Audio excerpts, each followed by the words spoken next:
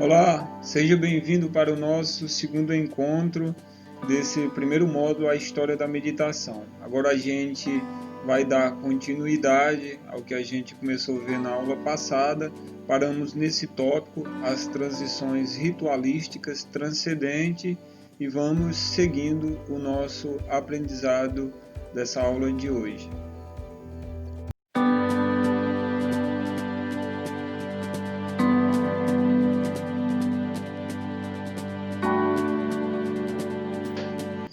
Transições ritualísticas.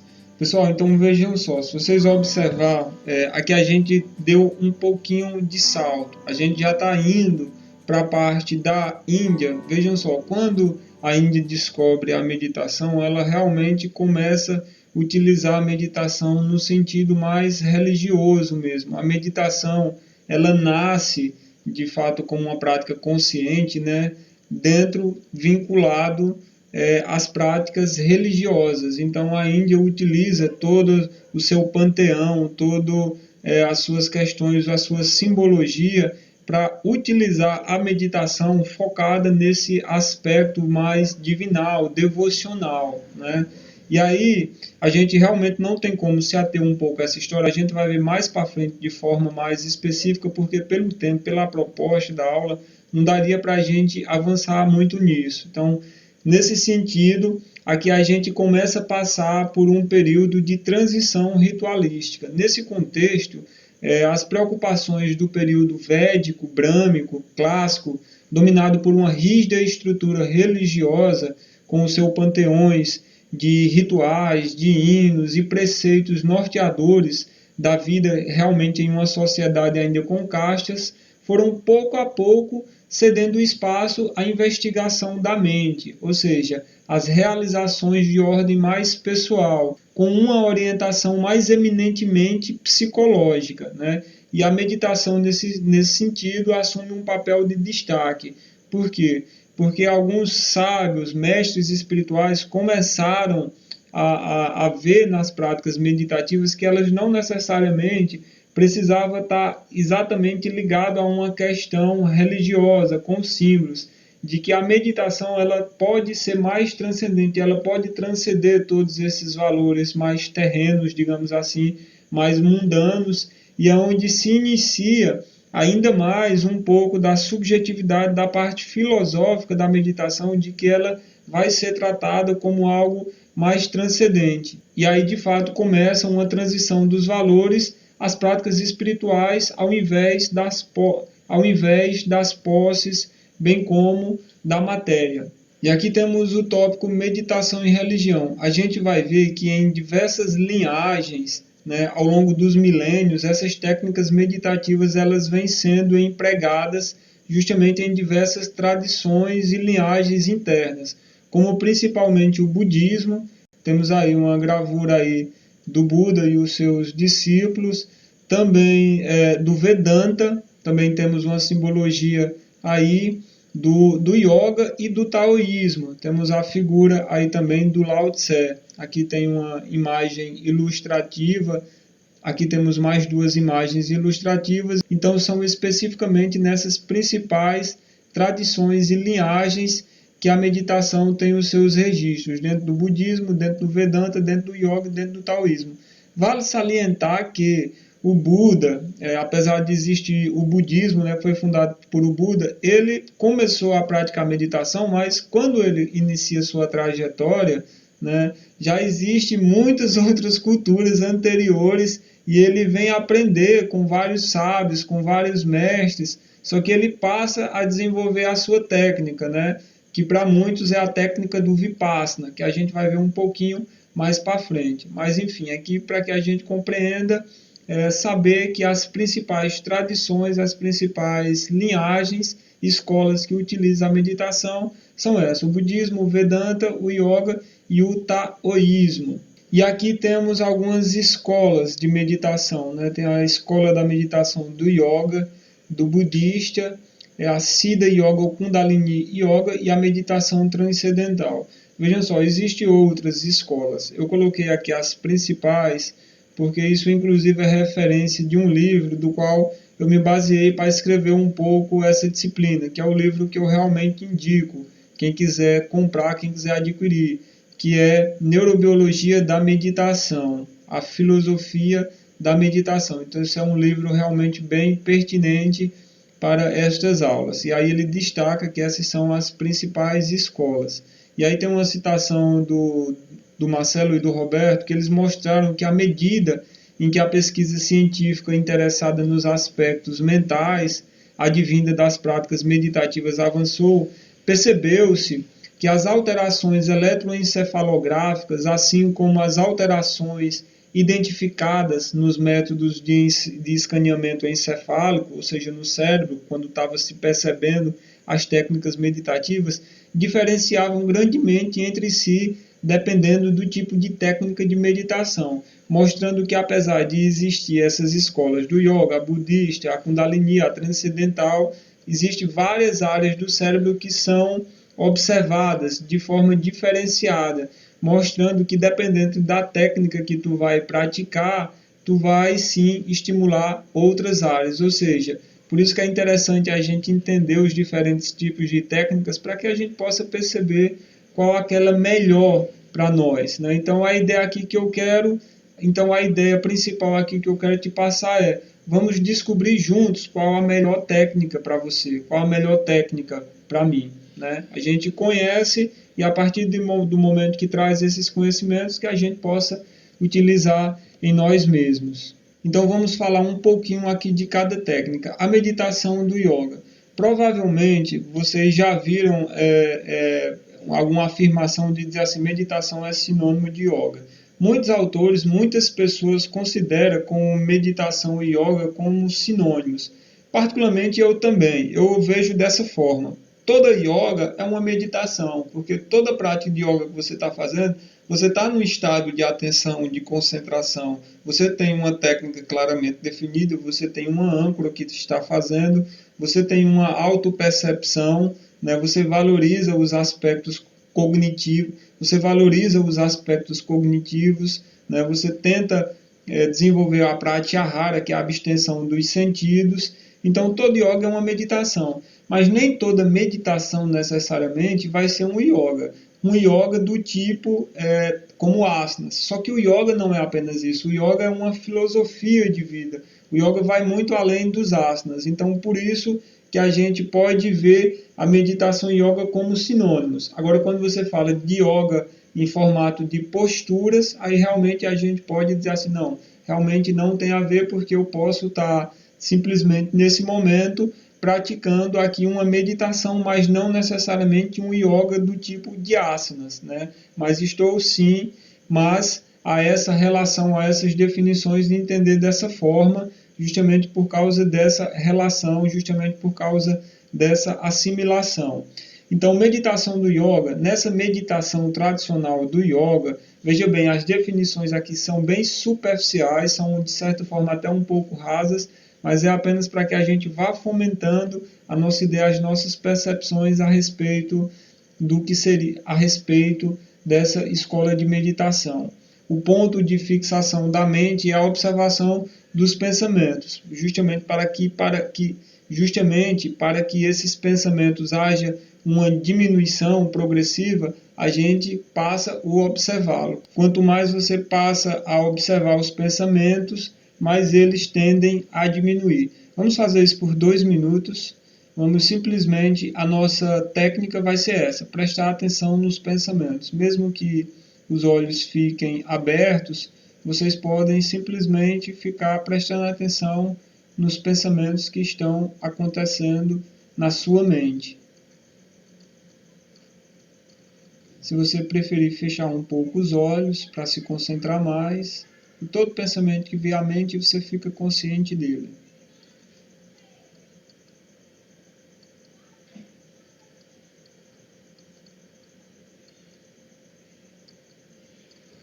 Naturalmente, tu se perde nos próprios pensamentos, porque esquece do que estava fazendo, mas gentilmente tu determina para si. Eu vou voltar a prestar atenção em como estão os meus pensamentos.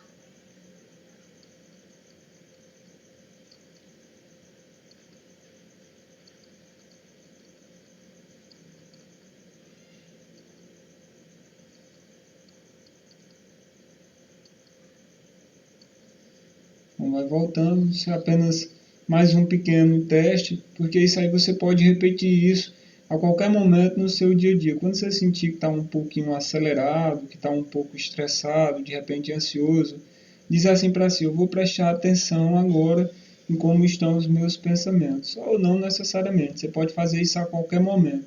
Quando lembrar disso, como é a meditação do yoga? É aquela em que eu presto atenção nos meus pensamentos. Então, você para ali e começa a prestar atenção nos pensamentos, como é que eles estão, se estão agitados, se estão calmos.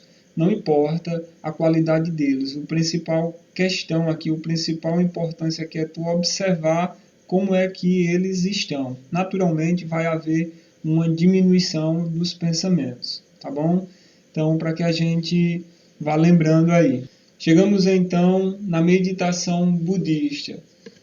Pessoal, só para deixar registrado aqui, tudo que a gente vai falar aqui sobre a meditação budista não vai chegar a falar quase nada dela, porque realmente é uma filosofia, é uma ciência muito profunda, muito grande de conhecimentos de várias escolas, de várias tradições. Então, para efeito de informação, o que a gente vai passar aqui é um pouco de como surgiu o budismo, de informações um pouquinho mais básicas. A ideia de vocês, ao ver cada escola, ao ver cada técnica, é passar para vocês, deixar referências, deixar links para que vocês possam se aprofundar um pouquinho mais, tá bom? Então, a meditação budista, a gente pode entender que ela desenvolve-se desde os séculos 6 a.C. Vejam só, os registros que se tem, que foram encontrados depois até do Siddhartha Gautama, que foi quem, vamos dizer assim, fundou o budismo, que na verdade nem ele era budista, né? A gente sabe que depois que ele desencarnou, né, que ele faleceu, é que a linhagem do budismo começou a ser difundida, né? Então, pelo menos data aí do século 6 a.C. Algumas outras literaturas colocam 5, 4, mas é uma estimativa, começando justamente com o Siddhartha Gautama.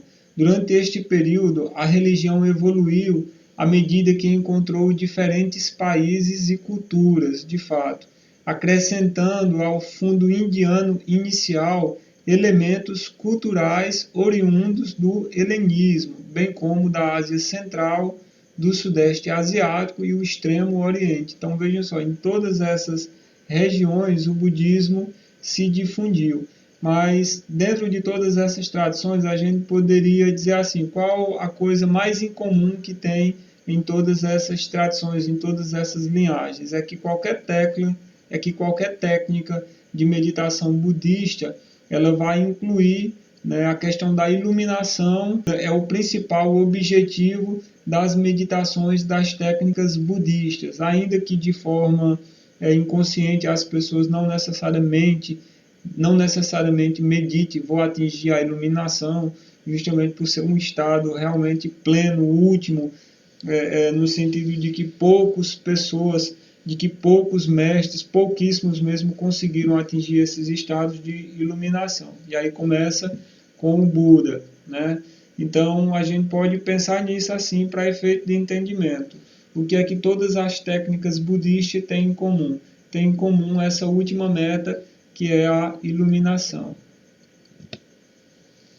Quais são as tradições da meditação budista? As principais tradições é a Theravada, a Vajrayana, a Mahayana, a Zen e a Terra Pura.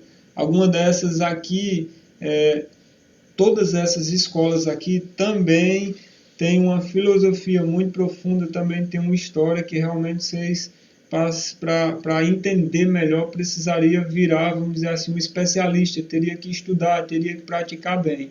E uma coisa que está bem presente em todas essas tradições também é o caminho óctuplo do Buda. Vejam só, à medida que as escolas, à medida que essas tradições elas se desenvolvem, elas alteram um pouquinho, elas diferenciam em algumas técnicas, mas ela tem vários elementos em comum, como por exemplo o nobre caminho óctuplo. Ainda que tenham alguns tipos de traduções diferentes, de interpretações diferentes, esse caminho óctuplo ele é um consenso, porque são os ensinamentos principais que o Buda deixou. E aí ele fala que a primeira nobre verdade é que a gente precisa tomar conhecimento, precisa tomar consciência de que, de fato, o sofrimento ele existe, né? Então apresenta a primeira nobre verdade é a consciência do sofrimento. Porém, ele é transitório, ou seja, tem um começo, um meio e um fim. Na segunda nobre verdade, ele vai mostrar que a causa do sofrimento é o apego, exatamente aos bens materiais e às ideias transitórias, e é justamente onde reside os nossos desejos, ou seja, a causa do sofrimento é o apego, quando a gente entende que quando a gente se apega às coisas principalmente materiais, a ideias, a conceitos. A terceira nobre verdade vai dizer que, embora a gente não possa interromper o ciclo da mudança da vida, a gente pode se libertar sim do sofrimento. Ou seja, a terceira nobre verdade fala que é possível a gente conseguir transitar, fala que a gente consegue dissolver o sofrimento de uma certa forma, tornando-nos ainda mais conscientes dessas ilusões à nossa volta e promovendo assim um karma positivo. E aí a quarta nobre verdade fala justamente que o nosso sofrimento ele tem uma cura. Só que para isso a gente precisa seguir os 8 princípios orientados do caminho do meio, né? Que são conhecidos justamente como nobre caminho óctuplo de Buda. E aí temos uma imagem aí, né, que está mostrando essas relações do nobre caminho óctuplo. E aí temos o símbolo tradicional aqui do budismo, né, que é representado aí por uma roda de uma carruagem, para justamente trazer essa concepção, a ideia da roda da vida, né, que a vida ela é transitória, que ela está passando da impermanência.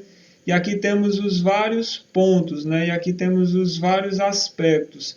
Realmente essa aula, se a gente fosse falar de cada ponto aqui, daria muito tempo, a gente não conseguiria falar sobre a profundidade de todos esses pontos.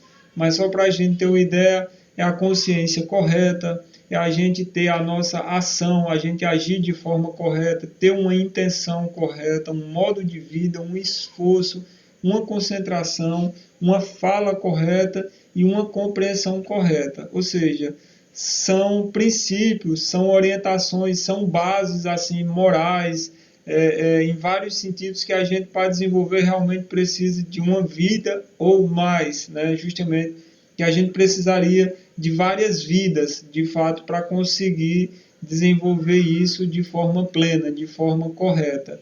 Então, é muito bonito a filosofia, esses princípios aqui, porque justamente traz essa nossa compreensão de que a gente pode usar as práticas meditativas como ferramenta de lapidação moral, de lapidação intelectual, de lapidação espiritual mesmo, como sentido, como um modo de vida.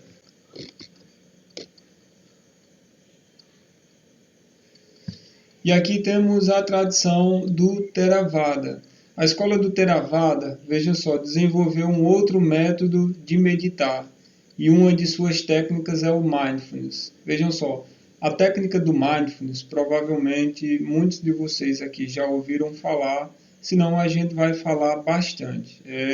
Como vai ter uma aula específica em que a gente vai abordar um pouco do mindfulness, que é uma técnica hoje que a tradução dela livre é a atenção plena, em que existem diversos protocolos que está sendo ensinado em diversos centros, até mesmo escolas, e que a maioria das pesquisas acadêmicas hoje é voltada para o mindfulness. A gente vai falar um pouquinho, mas é importante que essa técnica de atenção plena, que vocês entendam, ela foi desenvolvida por essa escola do Theravada.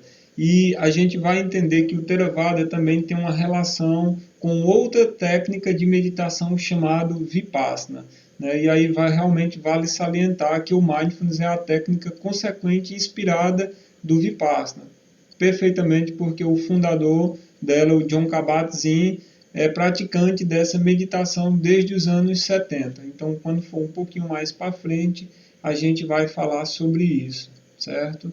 Agora, chegando aqui no Vipassana, essa é uma técnica da meditação da qual eu sou suspeito a falar, porque, como eu falei na apresentação, Essa foi a técnica em que eu mais, vamos dizer assim, cheguei a utilizar, mais me beneficiei dela, porque realmente é a técnica, inclusive, que aqui está do lado, aqui em cima, né? Do lado direito está a foto do Goenka, e o Goenka, ele é o principal, vamos dizer assim, representante do Vipassana hoje no mundo. E foi resgatada, foi encontrada, estava quase se perdendo essa técnica, que é uma técnica muito especial dentro das tradições budistas, porque é a técnica que se compreende pelo qual o Buda atingiu a iluminação. E aí, a dica que eu dou é o seguinte: quem quer aprender um pouco dessa técnica, realmente o próprio Goenka, ele como principal representante, ele fala que você tem que fazer o curso de imersão de 10 dias e que não dá para praticar fora desses espaços, a menos que você já o tenha feito, mas realmente para que você aprenda, você tem que aprender com professores capacitados, né, especificamente que levam uma verdadeira vida para conseguir chegar até esses estágios de poder facilitar as técnicas do Vipassana. Mas, basicamente, no que é que vai consistir? Vejam só, vou falar de forma superficial. O Vipassana entende que, através das sensações observadas no nosso corpo, a gente começa a transcender, a gente começa a dissolver os karmas que a gente trouxe de uma vida passada.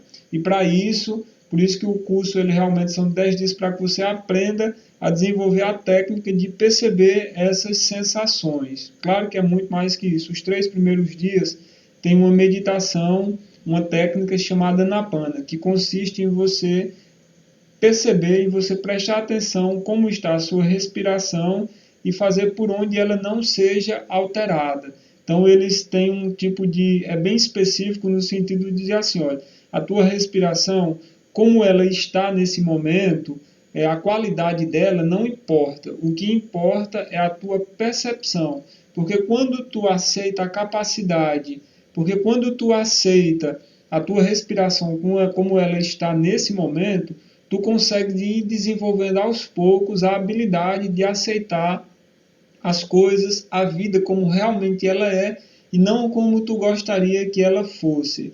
E aí, esses 3 primeiros dias é para que você tome consciência da respiração, passe a perceber sensações nessa área das narinas, acima dos lábios superior, para depois começar a perceber as sensações corporais pelo o corpo, lógico, né? Para que você consiga perceber as sensações corporais. Então, quando eu falei do Mindfulness, lá do Theravada, vocês vão ver que o Mindfulness vai utilizar muitas dessas técnicas, muitas dessas compreensões, só que com um outro nome e de uma forma um pouquinho mais superficial, porque você leva mais para o cotidiano e não necessariamente diz que você tem que sentar em lótus durante 1 hora, como é indicado, né, nas práticas, e poder fazer também essa varredura, esse escaneamento corporal, tá bom? E também tem uma técnica no final que eu acho muito bacana, que é o Metta Bhavana, que é justamente aquela que você vai utilizar para poder dividir, para poder compartilhar esses estados que você recebeu com outras pessoas. Mas realmente é uma técnica que eu particularmente gosto muito, tive a oportunidade de fazer o curso de imersão e, como falei, essa técnica realmente mudou minha vida.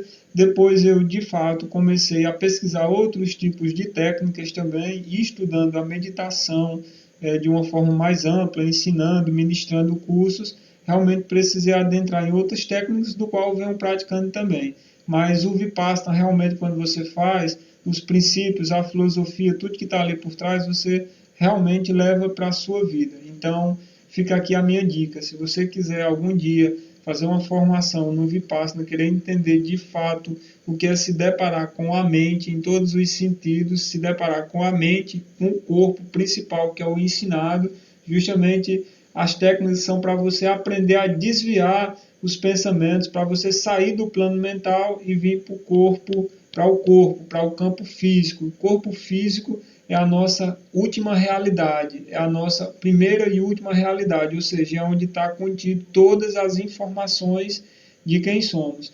Então, realmente, se eu pudesse falar mais aqui sobre o Vipassana, a gente iria passar um bom tempo aqui conversando, falando a respeito dessa técnica, porque é muito ampla, é muito bonita e é muito libertadora realmente. Um ponto interessante aqui também, pessoal, de frisar, essa imagem que vocês estão vendo aqui, essa foi um retiro de meditação feito em um presídio, eu não sei exatamente qual presídio foi, mas a meditação Vipassana vem sendo utilizada hoje como uma técnica de reabilitação, reestruturação, reintegração, de ajuda mesmo para presidiários, né? Ou seja, é uma técnica que, pelo fato dela tratar das questões de limpezas internas, né? De fazer varreduras mentais, enfim, de lapidar, de reformular mesmo, decidiram utilizar essa técnica, desenvolver ela em diversos presídios para que ajudem esses seres humanos, né, que estão lá, mostrando um pouco mais também da questão da compaixão, da amorosidade, né, desse envolvimento que acompanha as práticas contemplativas. Então, queria deixar esse registro aí também para que vocês tivessem um pouquinho da dimensão do que representa o Vipassana no mundo. Então, só para que a gente não passe em branco aqui, vamos fazer mais um minuto ou 30 segundos do Anapana, que é simplesmente prestar atenção na respiração. Nesse momento, procura apenas sentar aí do jeito que tu tá. Se quiser permanecer de olhos abertos também, pode ficar à vontade, mas a gente vai apenas prestar atenção em como está a nossa respiração nesse momento.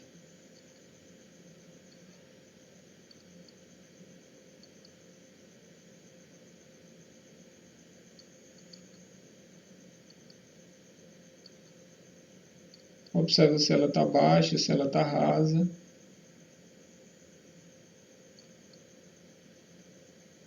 Se ela está profunda, se está ofegante. E deixa ela exatamente da forma como ela está.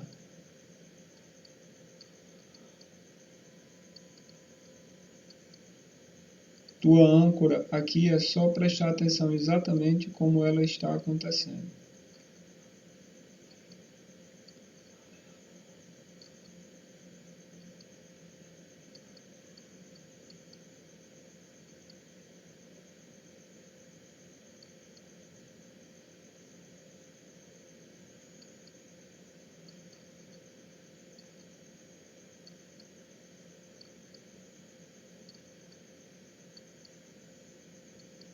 Maravilha. Então, é bom a gente ir fazendo essas práticas também, até porque eu também dou uma desacelerada e vou um pouquinho mais calmo também.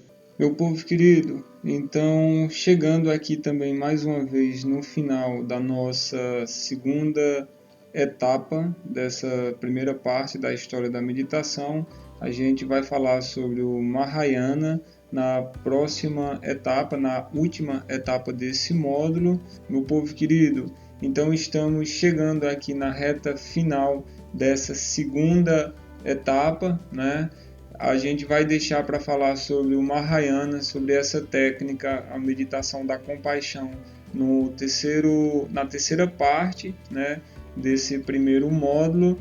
E aí a gente se vê daqui a pouco. Aproveita para escrever aqui embaixo nos comentários, interagir com o pessoal, o que tu aprendeu de melhor até aqui, como foi a tua interação, como foi a tua experiência, o que mais te motivou, tá bom? É importante esse tipo de diálogo, esse tipo de interação, para que a gente vá construindo juntos um saber integrado, tá bom? Então te vejo daqui a pouco na terceira aula.